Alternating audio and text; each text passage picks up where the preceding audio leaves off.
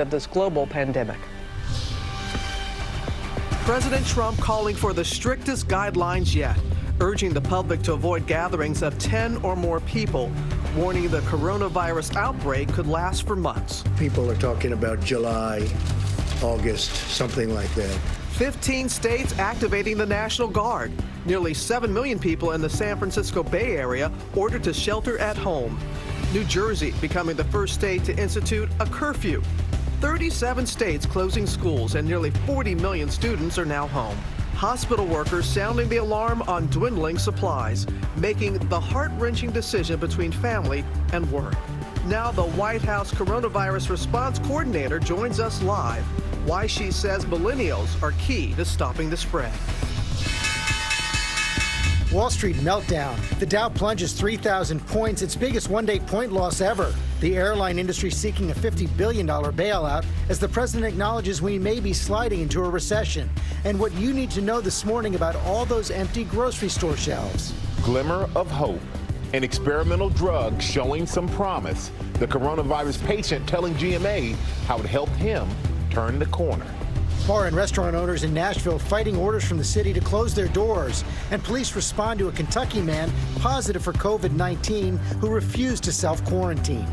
And banding together. The superstars giving the gift of music to millions. Performances from John Legend, Pink, Coldplay's Chris Martin, Oh, you're a sky full of stars, and Keith Urban, live streaming right into the living room. Live in Times Square, this is Good Morning America. Actually, we're going to say top of the morning to you. Happy St. Patrick's Day.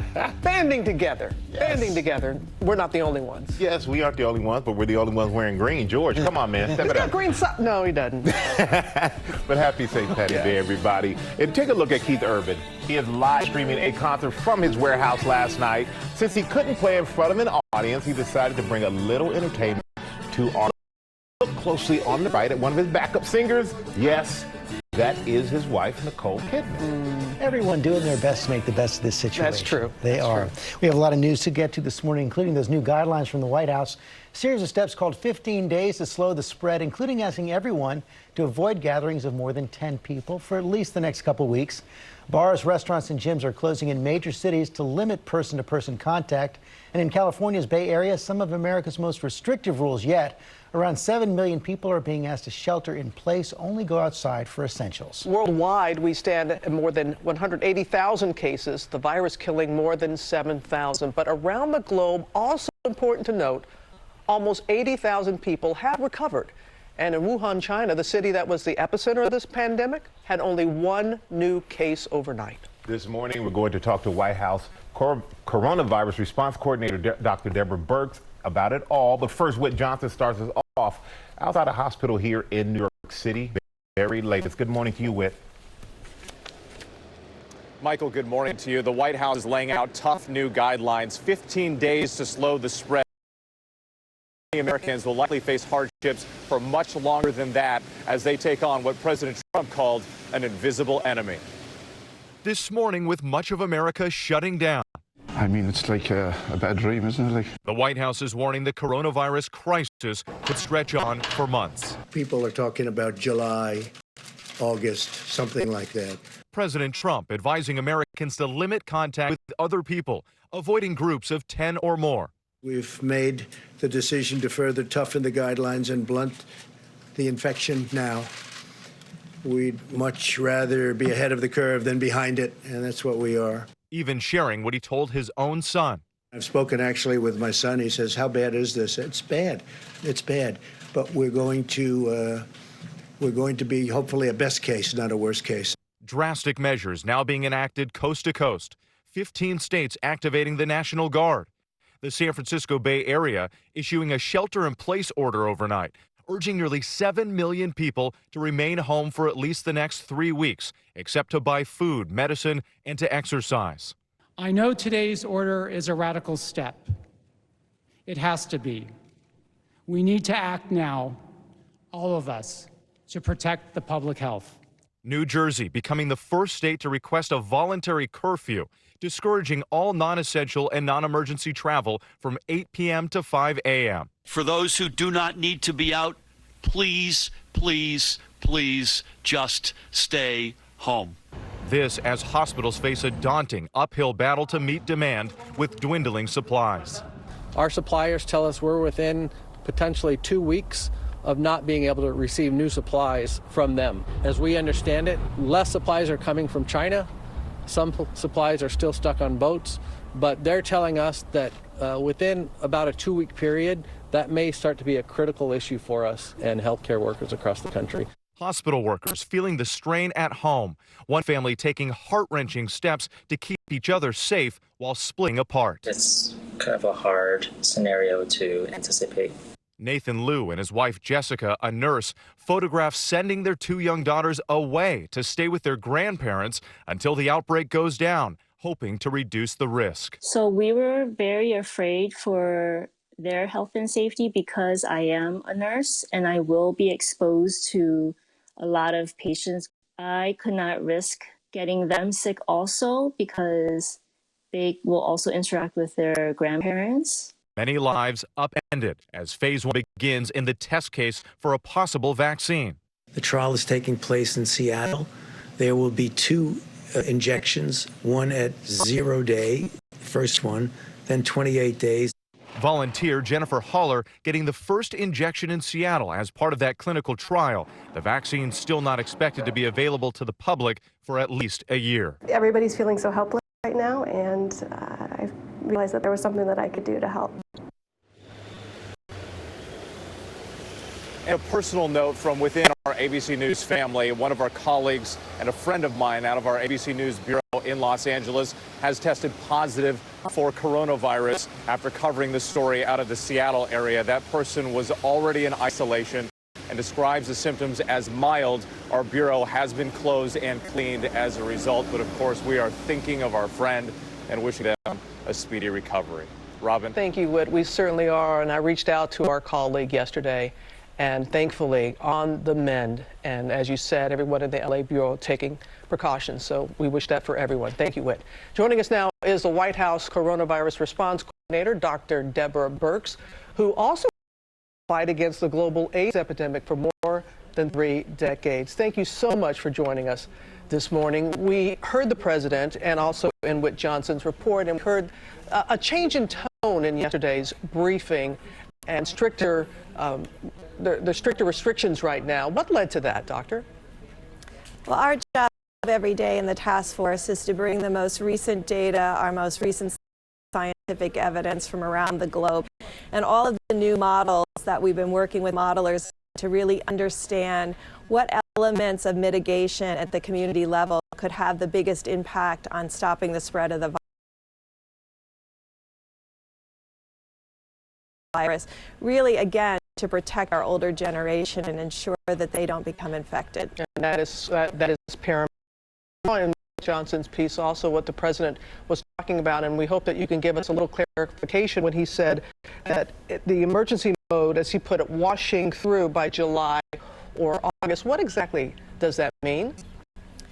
Well, it's really important to look at the scientific evidence that we have available right now. When you look at the China epidemic and you look at the South Korean epidemic, you can see the duration, when you reach peak and how long that peak lasts, and when the number of cases start going down because of the efforts you have made. Now, when we talk about it, I just want to be clear, the efforts that we're talking about, because as you covered just now, we don't have a vaccine yet, and we are still working on therapeutics. So the one effort we can have is every single American taking responsibility and making those sacrifices that you covered also in the first segment.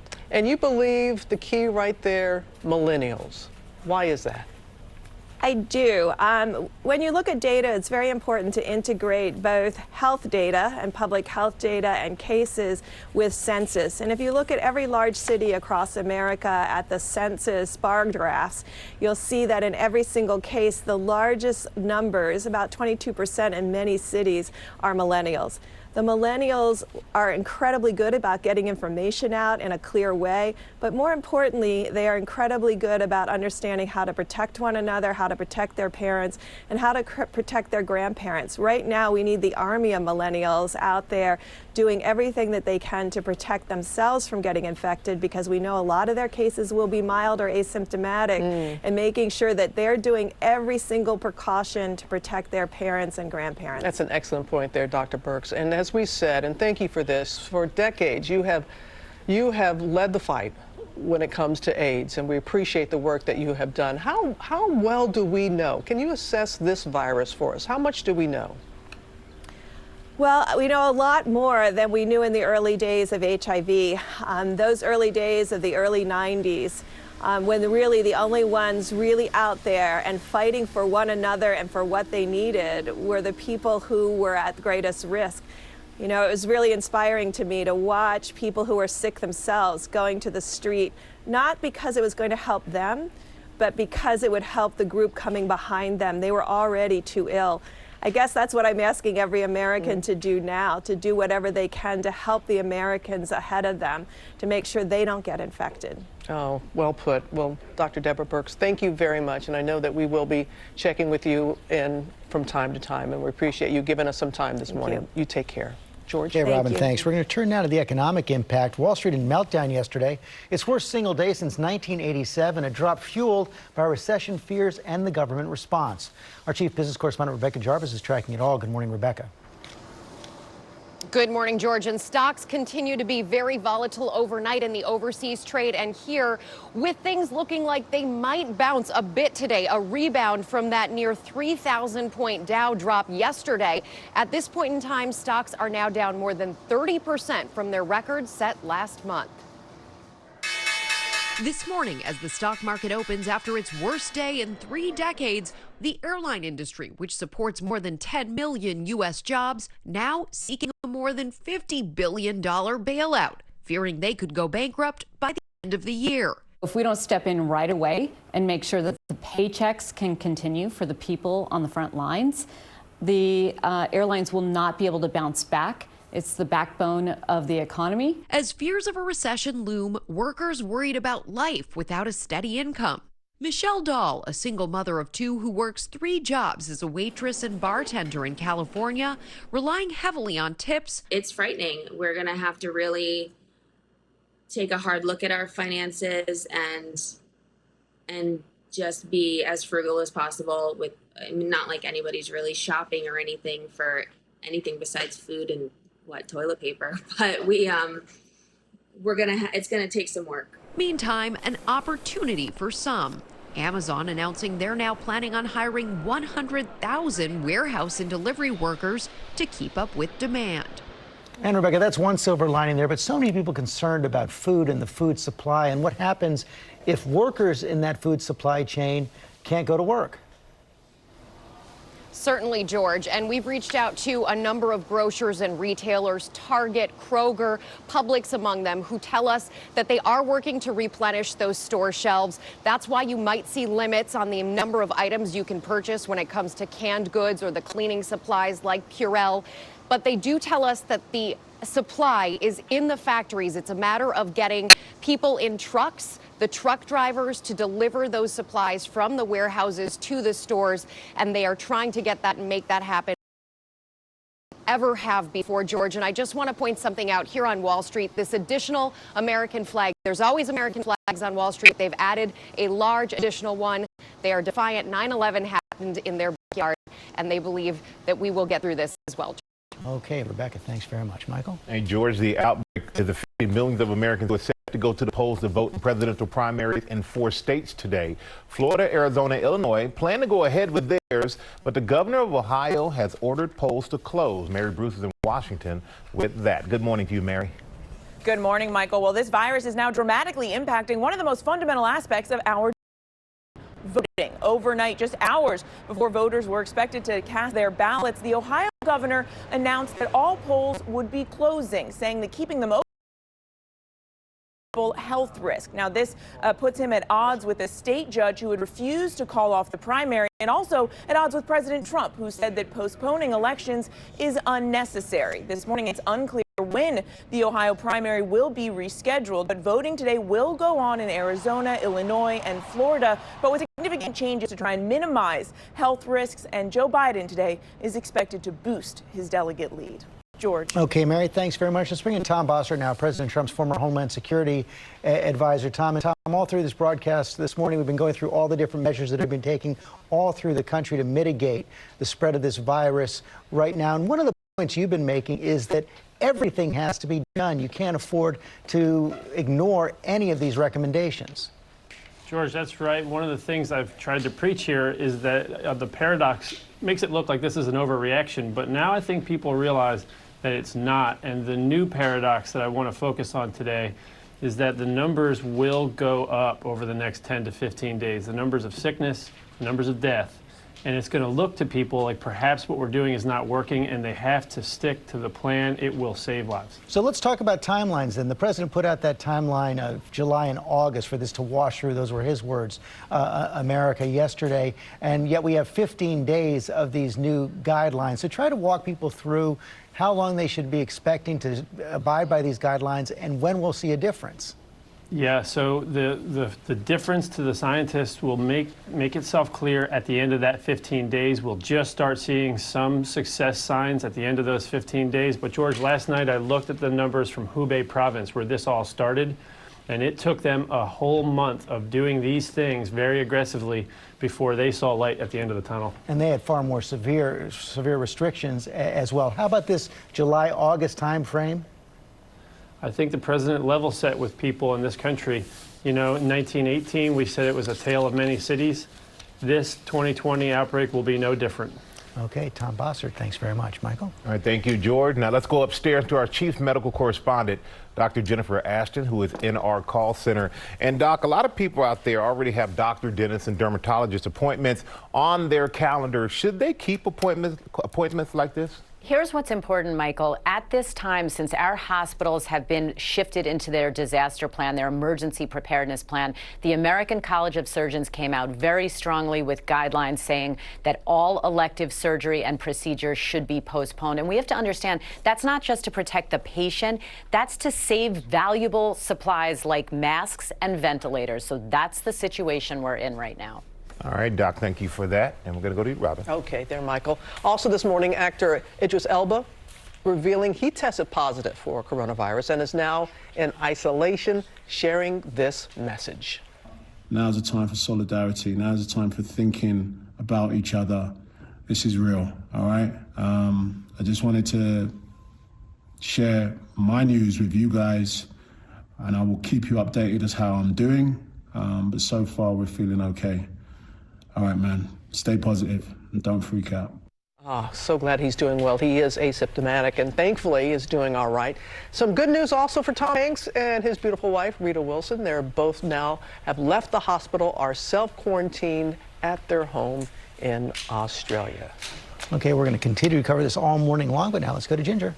And in the last 5 days, Dallas, Texas has had about 5 to 6 inches of rain, and there's more where that came from. This was from flash flooding Monday morning. You've got a flash flood watch right now for Fort Worth included, but Midland, Abilene, Wichita Falls, not just heavy rain, but today, later this afternoon, damaging winds that could easily take out trees and power lines. All right, let's get to your local weather in 30 seconds. First, though, the Tuesday Trivia, sponsored by State Farm. Yeah, I'm married. Doesn't matter. You do that for me? Really? Yeah, I'd like that. Who are you talking to? It's Jake from State I'm at 3 in the morning. Who is this? Farm. It's Jake from State Farm. State Farm. Khakis? Hey, do they ever ask you what you're wearing? Yeah. Red sweater, button-down shirt. Like a good neighbor, State Farm is there. Starting out your St. Patrick's Day a little on the damp side with a passing light shower or sprinkle. But later today, we expect to break into a little bit of sunshine. Temperatures will be allowed to push into the mid-60s. That puts us 10 degrees higher than yesterday. Tomorrow looking a little cool. Your Wednesday at 59, but looking dry. 76 on Thursday. There's your warmth, and 80 degrees on Friday. So we've taken the temperature up, albeit there'll be a few showers coming our way Thursday late into Friday morning and possibly late Friday afternoon. Dun, dun, dun.